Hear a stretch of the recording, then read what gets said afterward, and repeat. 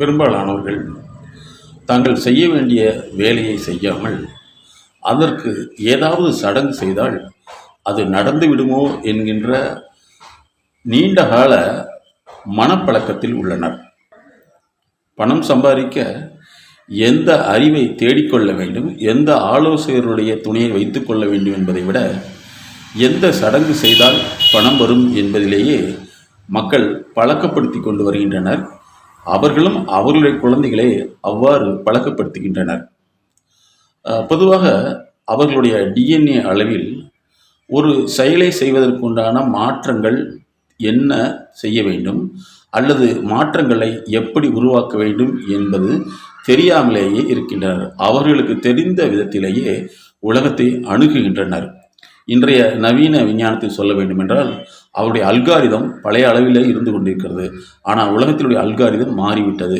உலகத்தினுடைய அல்காரிதத்தை எவ்வாறு உலகத்தினுடைய அல்காரிதம் எவ்வாறு உள்ளது, அதற்கேற்ப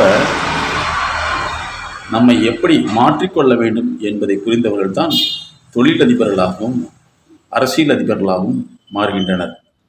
மக்களை யாரும் தடுப்பதில்லை, மக்கள் யாரும் முன்னேற விரும்புவதில்லை என்பதை புரிந்து கொண்டவர்கள் தான் மக்கள் அறிவியலின் பாதையில் செல்ல விரும்புவதில்லை.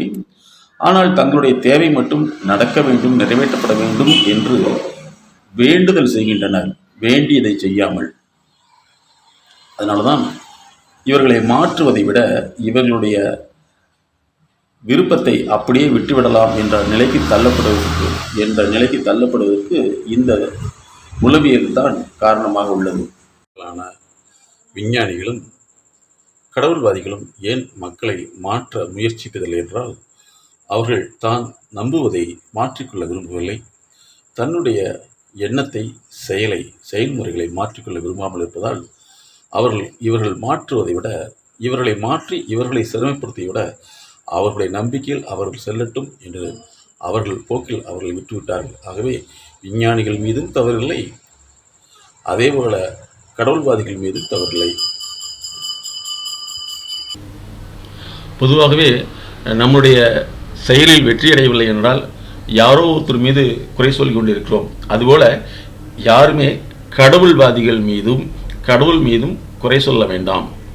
உடலில் உள்ள செயல்தன்மை குறைபாட்டை கண்டறிந்து மாற்றுவதைப் போலவே வாழ்க்கையில் உள்ள செயல்பாட்டின் தன்மையை கண்டறிந்து செயல் அடிப்படையிலான பிராக்டிஸ் என்று சொல்லக்கூடிய செய்முறை மூலமாக தான் மாற்ற முடியும். எங்களுடைய எம்எஸ்கே லைஃப் கிளினிக் ஃபவுண்டேஷன் இதற்காக சிறப்பு துறையை உருவாக்கியுள்ளது. ஒருத்தருடைய நடத்தை இயல்பு அல்லது வெற்றி நோக்கி போகாததுக்கான தடைகளை கண்டறிவதற்கான கால அளவு மினிமம் 3 மாதங்கள் இருந்து அவருடைய ஒத்துழைப்பு தீவிரத்தன்மை பொறுத்து அதனுடைய கால அளவு மாறும். ஆகவே குறை சொல்லாமல் குறைகளை எவ்வாறு மாற்றி அமைத்துக் கொள்ள வேண்டும் என்பதுதான் எம்எஸ்கே உளவியல் கோட்பாடு.